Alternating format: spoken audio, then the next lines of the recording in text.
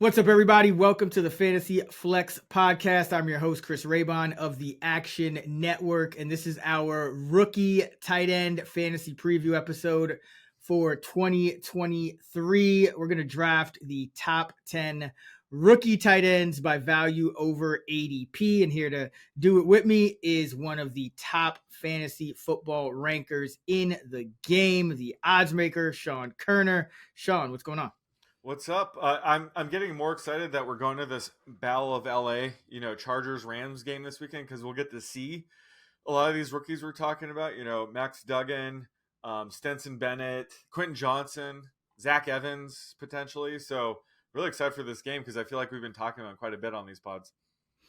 Yeah, and for those that don't know, we have our running back, our wide receiver, and our quarterback rookie preview episodes out now where we do the same thing. We draft a bunch of the rookies for their redraft value this year. So no matter how deep a league you're in, we definitely have something for you in those episodes. So be sure to check those out. But Sean, I went first for the quarterback episode, so you can go ahead and start us off here with tight end. And let me just let me give you the people the ADPs first. So we're using Best Ball 10 ADP over the last couple of weeks. Tight end 16 is Dalton Kincaid. Tight end 20, Sam LaPorta of the Lions, Kincaid of the Bills, of course. Tight end 26 is Michael Mayer of the Raiders. Tight end 32 by ADP, Luke Musgrave of the Packers. Tight end 38, Darnell Washington of the Steelers. And then we're using tight end 45 for everyone else, every other rookie, because they don't have an ADP currently. So with that said, now start us off. Well, I know you think you know where I'm going with this, but I'm going to pull a fast one here, and I'm going to go with the top guy on the board, actually. I'm going with Dalton Kincaid at tight end 16, just because I think the gap between him and LaPorta is a bit too small for my liking right now. But I love Kincaid here at tight end 16 because I think he's one of two tight ends this year that I think actually have tight end one upside as a rookie. And it seems like, the Bills clearly drafted Kincaid in the first round for his pass catching upside. That's really what he brings to the NFL. And he's having a great camp. And this is an elite offense, and it does sound like they're going to potentially use him in the slot. So I think he has a clear path, to low end tight end one sort of upside as a rookie.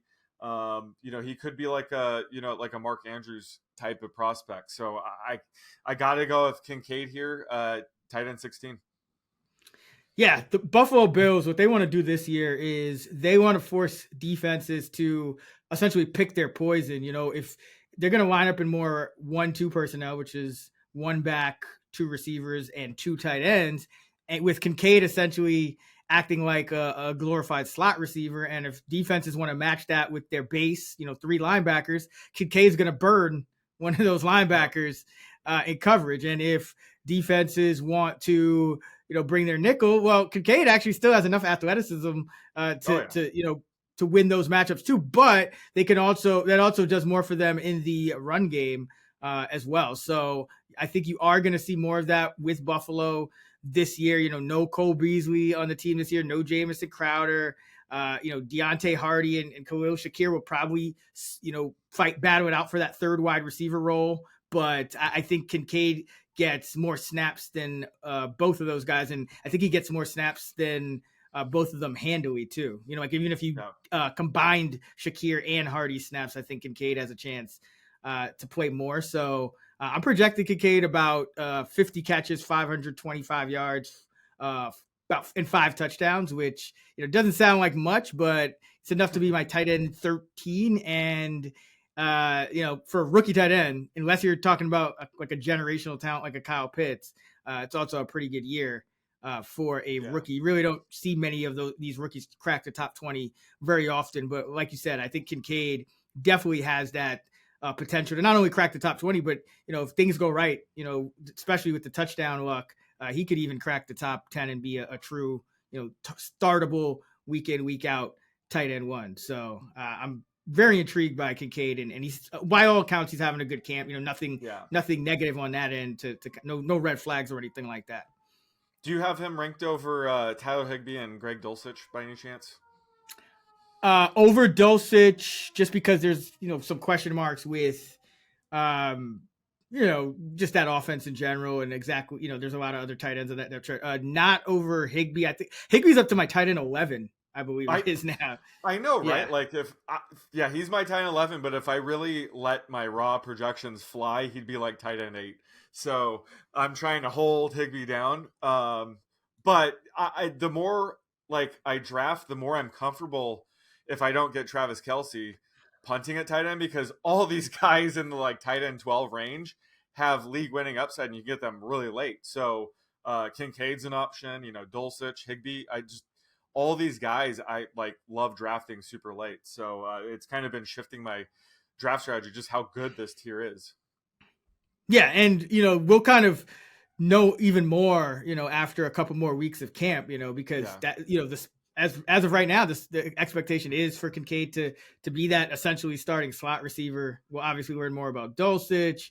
We'll see if Okonkwo is going to be in the doghouse or he ends up being a starter. Like there's a lot of things still kind of up for grabs in that range. Yep. But I would say, yes, Higbee obviously is one of the safer bets. But yeah, Kincaid, just because of the talent mixed with the the quarterback that's going to be thrown to him, mixed with the role that he's going to play, gotta love it.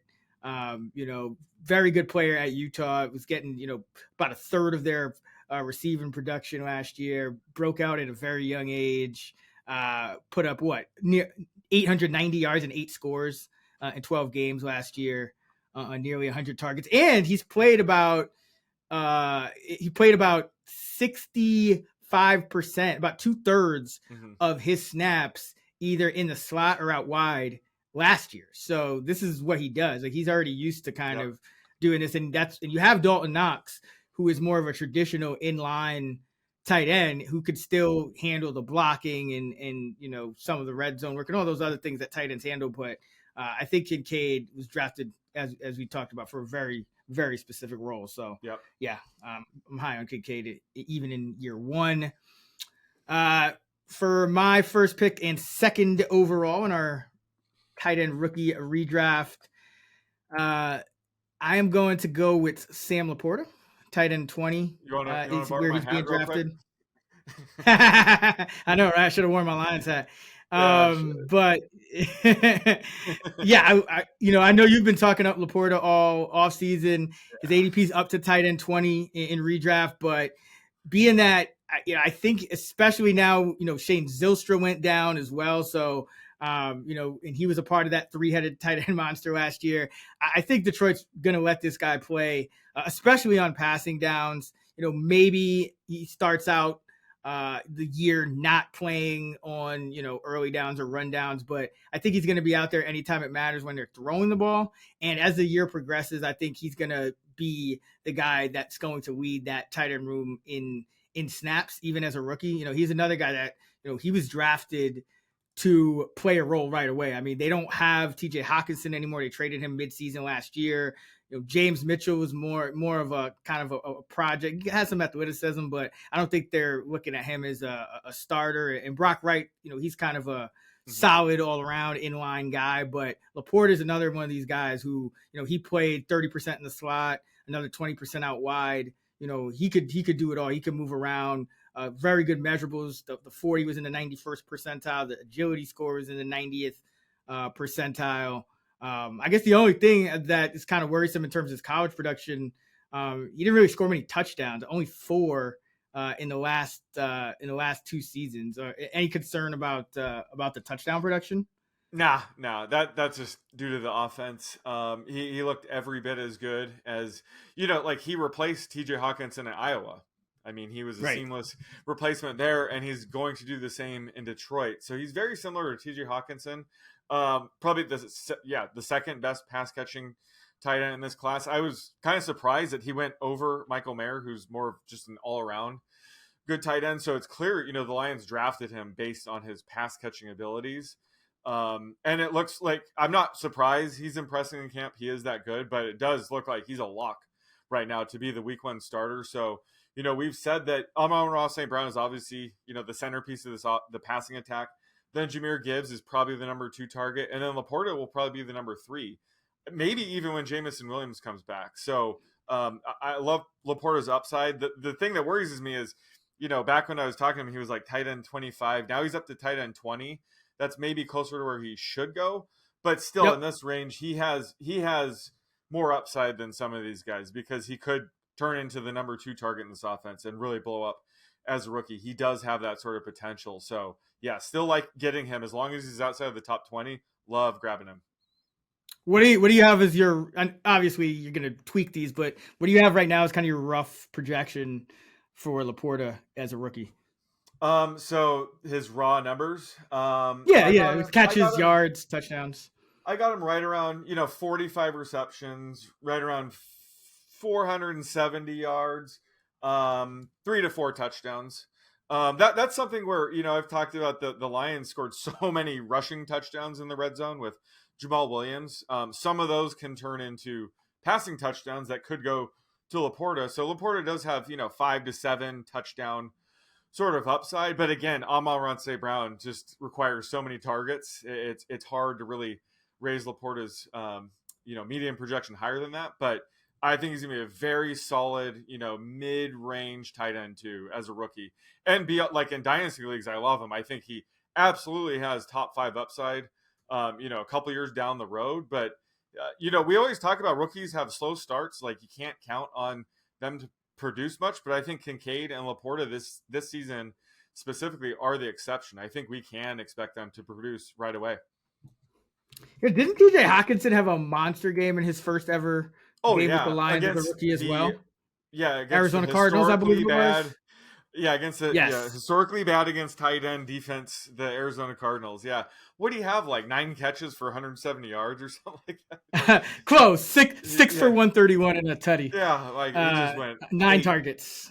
Yeah. Yeah, and to be fair, yeah, he was a higher pick than LaPorta. He went in the top 10. So I do think there's a chance like a guy like Brock Wright could actually get more snaps in week 1, but like LaPorta will run more routes. You know what I mean? Right. So like I could see that. But the Lions play the Chiefs in week 1, so you expect them to have a lot of passing situations and what should be a shootout. So I do think he could hit the ground running. And again, I don't really see Wright or Mitchell kind of, eating into those routes long term. I think if anything, maybe the first couple of weeks, but that's really it. So and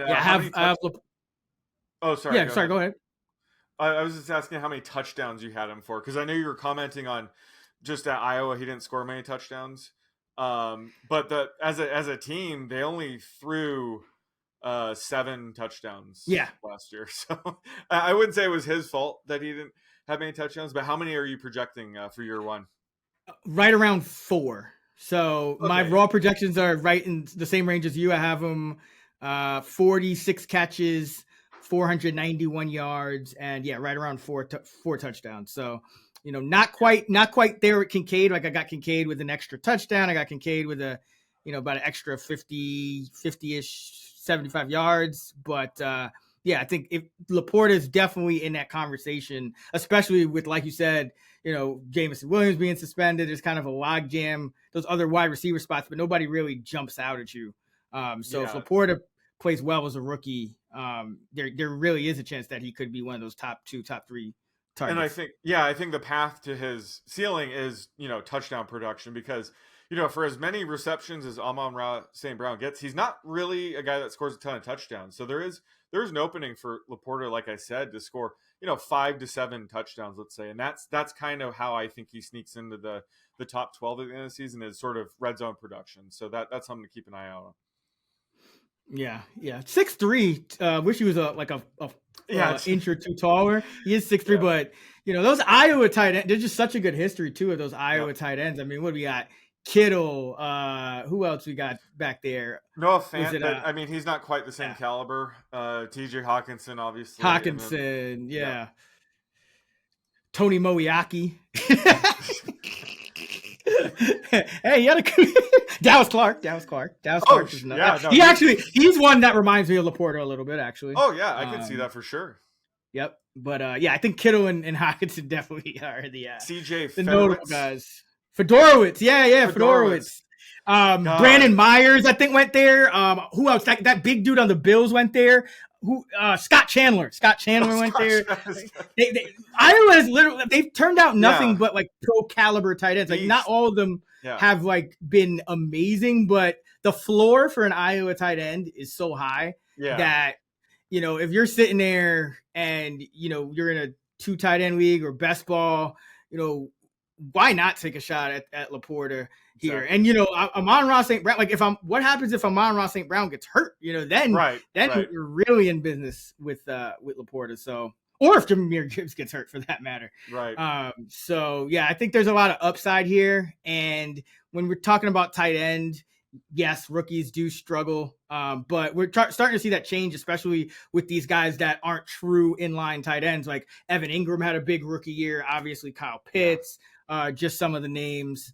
And those guys aren't really, you know, those guys are going to play a lot in the slot and out wide. So I think LaPorta has a chance to replicate that. All right. So you got Kincaid. I got LaPorta. Kincaid is TE 16 in ADP. LaPorta is up to TE 20. We're going to go 10 picks long in this one. So we're going to get ugly. In this one, but I think there's still a few more guys that are, you know, at least you can kind of bank on. At least they have draftable ADPs right now. So who you going with your third pick? I don't think any of these guys that we talk about from here on have tight end 1 upside, but some of these guys absolutely, you know, have tight end 2 upside. So I'm going with Luke Musgrave here from the Packers. He went in round 2, went to Oregon State. He was one of the better pass catching tight ends of this class, but he's more of a downfield threat than someone who's going to rack up a ton of catches. So like a Jared Cook guy where you're going to project him for like 14 yards of reception, but not catch as many. But he does find himself in a wide open tight end room on the Packers. I was a little bit worried about Tucker Kraft, who they took in the 3rd round. He could push for the starting role, but he's dealing with a knee injury. So that could knock him out enough to where I think Musgrave definitely has the inside track to be the week 1 starter. That's what they're saying. I think DeGuara is actually hurt too. So he's kind of benefiting from these 2 tight ends dealing with injuries. But yeah, he does have some good pass catching upside. And he's in a wide open receiving room. And also, you know, outside of Christian Watson, we've been kind of guessing who's going to be the number 2, number 3 target. So there is a chance he could slot in and be a top 3 target in this offense. I think it's a longer shot, obviously, than a LaPorta, but there is a path there. I think he has the highest, you know, ceiling among the remaining tight ends. So I like getting Musgrave here at tight end 32. Yeah, I would have took him too because, you know, Mayer's the other option, but he's going 6 spots higher, and you know, he's just in a situation where, you know, it's just like Austin Hooper's there, so we don't know. But Musgrave, I like the fact that he can go down the field. I like the fact that the Packers really have nothing to lose. You might as well chuck up a few shot plays to Musgrave, and you know he'll still be getting single coverage. I mean, you know, the only guy that's really going to command double coverage is Christian Watson, if that on this team. So I do think Musgrave will have a chance, and he should be able to start from week 1 as well, because like you said, Kraft missing time with injury. You never like a rookie missing too much time. Especially at a position like this where, you know, it takes time to learn the offense. But I think Musgrave, just looking at what he did in college, he was you know, at Oregon State, he was a guy that averaged 13.5 yards per reception. You know, that's very good for a tight end. And there's some scouts that thought he might have kind of like a Dalton Kincaid like buzz heading into the draft, but he had a knee injury that ended his season at Oregon State. So like I think there's some sneaky upside with him. Now the Packers pass game just probably won't be that good, but yeah, if you're sitting there in best ball or something like that where you need a number 2 tight end, maybe even a number 3, could Musgrave go from, you know, tight end 32 to finish as a top 24 tight end? Absolutely, because I think he's going to get the snaps to do it, and that's just you know, even more so because of as you mentioned, the injuries to some of the other guys in camp. And DeGuara was never really a tight end. He was more like an H-back, fullback, go in motion and just block somebody, but in like week out of the backfield, but not really like a true. He's not giving you what Musgrave is giving you, right? Down the seams or anything like that. So, and Musgrave, the measurables are really good. It was top 20th percentile and the 40-yard dash, speed score, burst score, catch radius. So yeah, a lot to like, I think, with Musgrave. What do you have him projected for? Just curious. Let me see. I have him right around that like tight end 29 range. Let me see. I got. Oh yeah, looks like we're at 35 catches, 350 yards. Again, these are median projections. Yeah. And a couple touchdowns. We're similar, right? Yeah. I was about to say we both have them right. You have 34 catches, at least the projection I'm looking at. I have 33. You have 353 yards. I have 374. And we both have them for exactly 2.4 touchdowns. So yeah. There you go. It'll only go up if he's officially named the week 1 starter. I will bump it up a bit, right? Yeah, I'm assuming he will too. So I think our projections are closer to his floor right now, if I had to guess. Yeah, but I mean, again, like people have to remember, nowadays it's just more people playing best ball, more people in leagues that are starting 2 tight ends. Like this is just kind of the production that you have to be looking for. Yeah. For these tight ends, and Musgrave is going to have. Like you said, some upside, especially because I think the yards per reception for Musgrave, like I have it pretty conservative, about 11.5. I could easily, that could go up, 12, 13, which, that he has that kind of upside. So yeah, he's more upside than down, but as far as rookies, you're still probably expecting him to be under 400 yards for a median, just because that's such is the life of a rookie tight end. All right. With the 4th overall pick, my second pick in this tight end rookie draft for redraft 2023, I gotta go with Mayer here, just because I think he has a legit shot at getting starter snaps. Number one, just because I think the Raiders, well, yes, they did sign Austin Hooper. I do think the Raiders are going to go more to a 2 tight end look this year, because I think that's kind of what Devontae Adams was chirping about a little bit, like the offense is going to change up a little more. And Mayer is a really good, kind of versatile guy in terms of like he could block, he can catch, he can block, he could play inside, he could play outside, he could pretty much do whatever you want. He was number 4 in PFF run blocking grade out of the 83 tight ends in the 2023 class, with a run block grade of 82.1. So very good run block, which means you could put him on the field right away.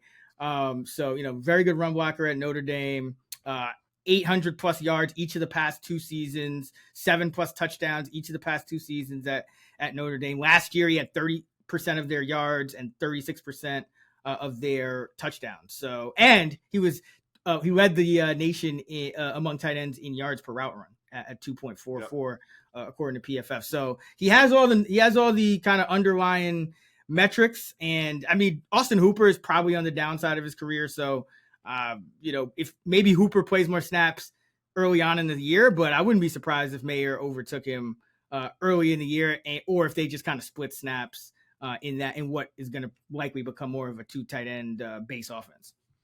Yeah, and he was considered the best overall tight end in this class, thanks to his blocking ability as well. So it's kind of a shocker that he was 3rd off the board. I thought his ideal landing spots would have been Dallas in the 1st round, or the Lions. But the Raiders are a fine landing spot. They have Austin Hooper, like you said. I'm not too worried about him, and they'll probably use a ton of 2 tight end sets. That's what Jimmy G's used to anyway. So he should see plenty of playing time. He definitely has, the pass catching ability to put up decent numbers. So yeah, tight end 26 is right about where I would have him, but he still has upside for more. All right, where are you going with your 3rd pick in the 5th overall?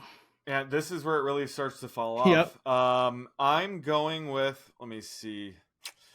God, yeah, I don't like this pick, but I'm going with Luke Schoonmaker, because he was like I said, I thought the Cowboys were going to take Mayer in the first, but they sort of took whichever tight end was going to make it back in the second round they were going to take, and unfortunately it was Schoonmaker. But he is in a situation where it's a wide open tight end depth chart. That they're still trying to replace Dalton Schultz, so there is a path for him. Unfortunately, he has been dealing with plantar fasciitis injury, so he's missed a ton of camp. It's not a good start. And it does look like, Jake Ferguson will probably start the season as the starting tight end, but there is a path for Schoonmaker to at least, eat into that later in the season. So I'm just banking on that. I think he does have a path to upside at least. It wasn't like the best pass catching talent. I didn't really like the pick, but he is in an offense and a scheme that could produce, tight end 2 type numbers, especially if Ferguson were to go down. So he does have that path at least compared to these other guys. Yeah. So the Cowboys released their first, official, unofficial depth chart. So they list 2 tight ends as starters. So they list Ferguson and Hendershot both as starters, and then Schoonmaker is behind Hendershot. So that tells me like he could jump. I think he's got a better shot of jumping Hendershot than Ferguson, no pun intended. So, we just got to kind of monitor that. But yeah, he did make his camp debut a couple of days before we recorded. He made his camp debut on August 7th. So he is back in there now. But yeah, that's probably is the biggest concern, just that learning curve for him. And the fact, I guess he was a low ADOT guy in college, 7.8 ADOT. So maybe, probably still going to be used more like a Dalton Schultz. I think that would be kind of what he tops out as. But, it is kind of a three-way log jam in there right now. So he could emerge if he has a good preseason. All right. The 6th pick. Whew. So this is where it really gets tough. I am going to go with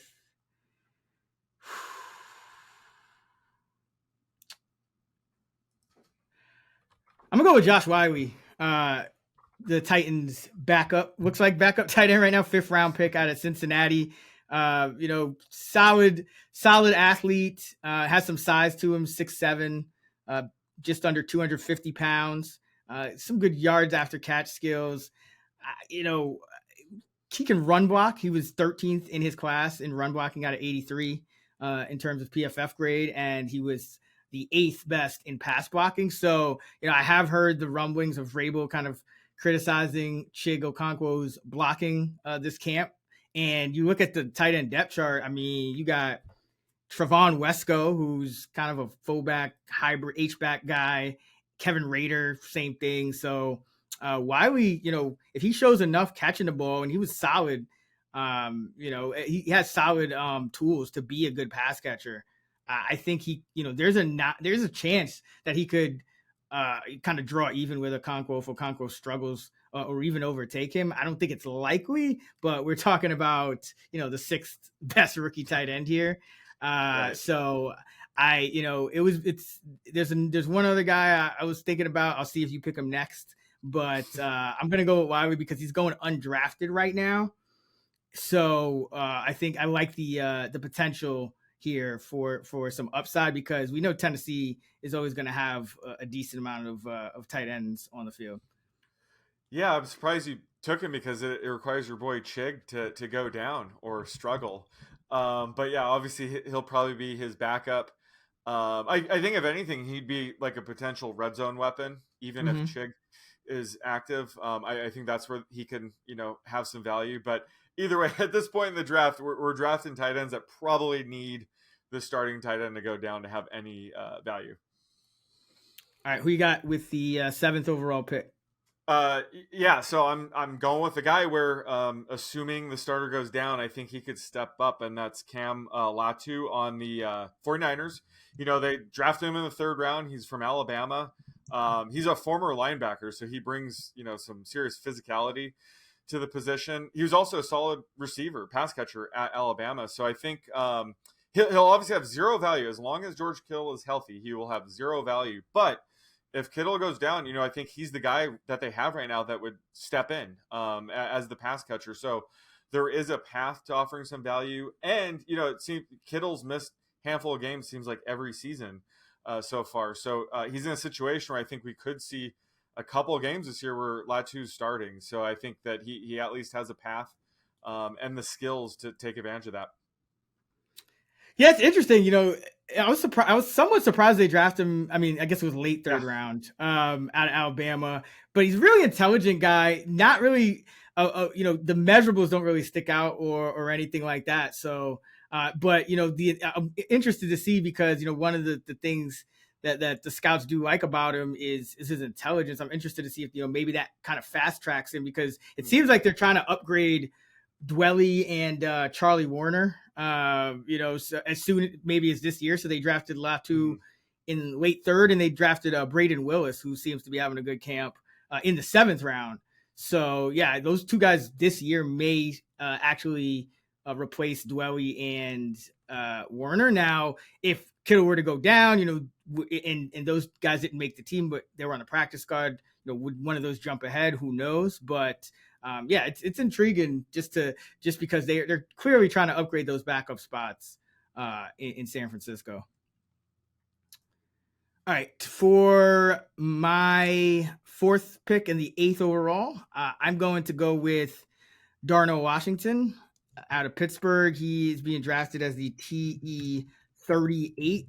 He's getting some buzz in camp, and it sounds like he has a real good shot at playing those Zach Gentry snaps, which was about 30% of the routes last year. They're talking about that because he's he's a good blocker, but he also has some explosiveness in the pass game. But it should allow Freiermuth to be more of a guy who moves around, more of a move tight end and kind of free him up a little more. But Washington, he ran a 4.5440, which is very, very good, and he averaged over 17 yards per catch at Georgia. 7.6 yards after the catch. So, and he had a top 5 run blocking grade for his draft class last year. So out of the 83 tight ends that were seniors last year, he was 5th. And I think it's not guaranteed that he beats out Gentry, but from everything I'm hearing in camp and just from them drafting him in the 3rd round, it didn't seem like a major position to need. I think he has a pretty good shot. So, and then if Freiermuth goes down, I mean, you're probably not starting Gentry and playing him, 60, 70, 80% of the snaps. So in that case, I do think Washington would slot in just because I think he has some explosiveness and he could still block. So it's not like, the Steelers are all about the run game, top 5 run blocker.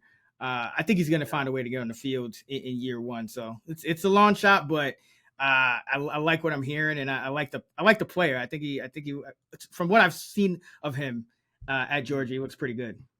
Yeah, no, he's a freak athlete. He, according to Player Profile, he's number 2 in athleticism score at tight end and number 5 in the entire draft class. He's a freak. They just need to figure out how to channel that into more of a pass catcher. So I think either way, he can get on the field as a blocker initially, and then he does have some massive upside. If that happens this year or not remains to be seen. But yeah, I love the upside there. All right, we got 2 more picks. You got number 9, I got number 10. Where are you going?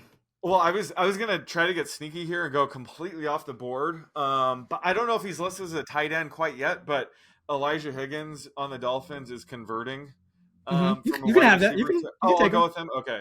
Yeah. So he's converting from a wide receiver to tight end. He has the frame to do it. He's 6'3", 235. The early reports have been just really good about his transition to tight end. And obviously, the Dolphins is an interesting tight end room. They don't really use the tight end much in the passing game.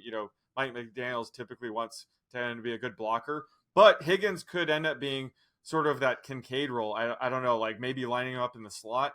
Either way, there is a path for Higgins to have some sort of role in the passing attack, because beyond Tyreek Hill and Jalen Waddle, it's wide open to see, who's getting targets outside of that. So I think might as well take a just wild ass flyer this late. Higgins is really athletic.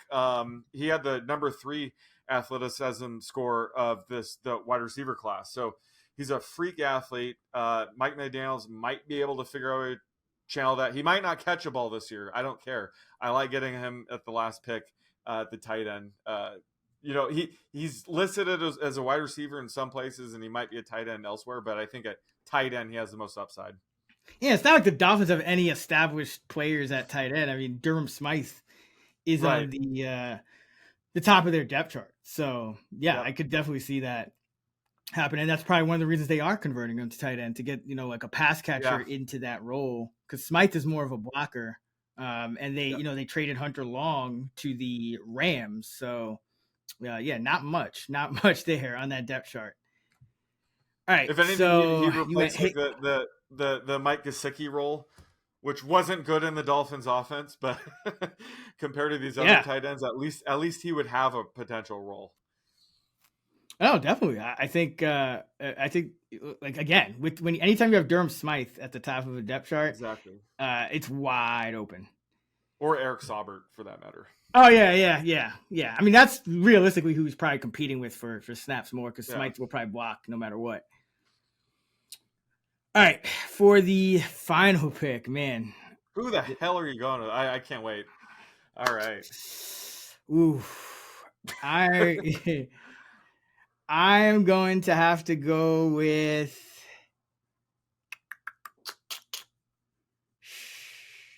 Dude, this is tough. Do I want to go? No, I'm going to take a shot in the dark and go with Brayden Willis. Whoa, there you go. Yeah.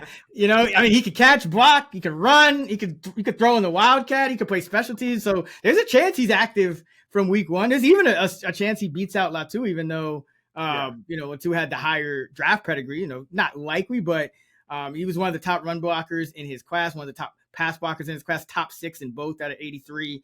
And yeah, he's kind of what everyone initially envisioned that Jalen Hurd role for. Remember a few years ago when they drafted Hurd? Oh, and yeah. Like, I think he can kind of do some similar things. He's 6'4", 241, above average-ish speed. Everything else is average to below average in terms of the measurables, but just the versatility and the fact that, that behind Kittle, that depth chart is wide open.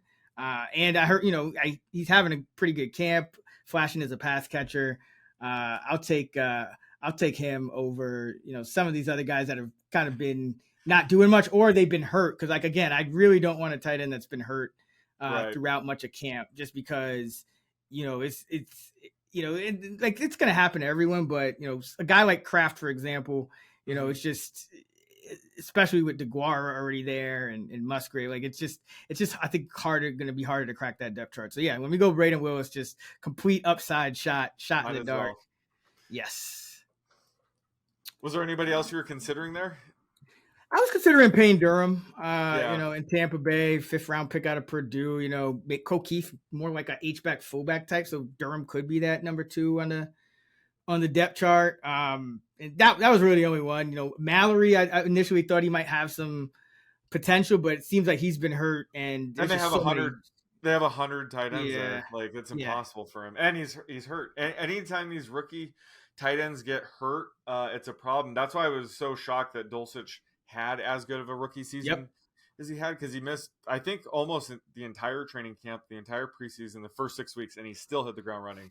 But that's rare. Usually you want a tight end, get the full training camp, get preseason reps, because it is one of the toughest positions for these college players to transition to.